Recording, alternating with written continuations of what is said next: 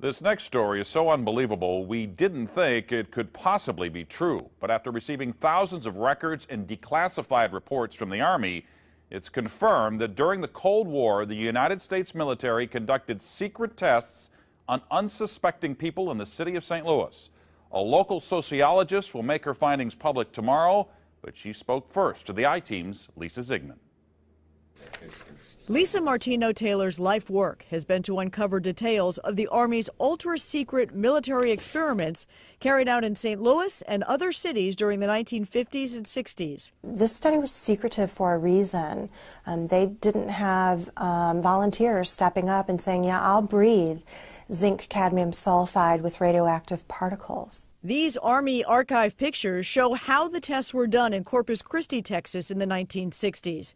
In Texas, planes were used to drop the chemical, but in St. Louis, the Army placed chemical sprayers on buildings and station wagons.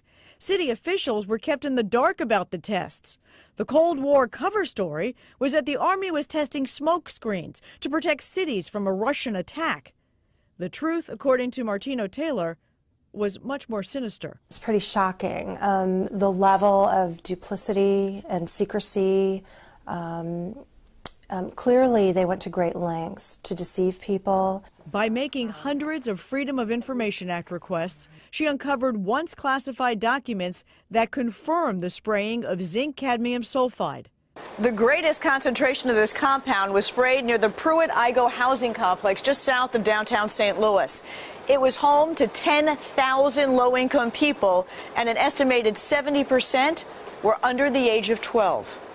Martino Taylor claims they all unknowingly inhaled this compound morning, noon, and night, so the government could measure its effects on their lungs. So this was in violation of all medical ethics, all international codes, and the military's own policy at that time. In 1994, then Congressman Richard Gephardt asked the Army to open its records and explain the St. Louis testing. We want to make very sure that nothing went on that would harm anyone and that all the facts are out on the table. Documents released in the 90s show the Army placed sprayers on this former Knights of Columbus building on Lindell and in Forest Park. The Army always insisted the chemical compound was safe. Martino Taylor believes documents prove otherwise.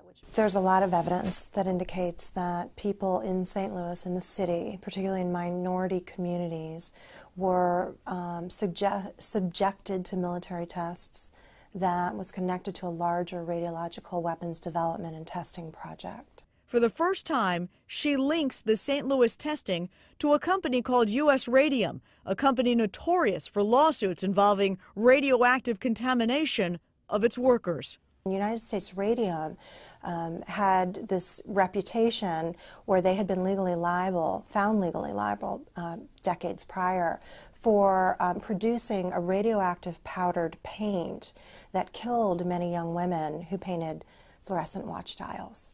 While the Army admits it added a fluorescent substance to the zinc cadmium compound, details of whether it was radioactive remain secret. Documents uncovered to date indicate the Army never conducted follow-up studies to see whether the compound caused long-term health issues.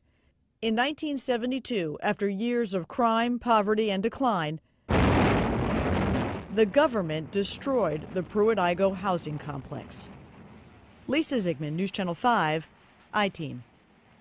Now, the company U.S. Radium no longer exists. Martino Taylor has placed all of her research, including the declassified documents, online, and will link you to that data at ksdk.com. Now, she will make all of her findings public tomorrow at St. Louis Community College Merrimack campus. In the meantime, if you remember the spraying, the I-Team's Lisa Ziegman would like to hear from you. You can email her at lziegman@ksdk.com.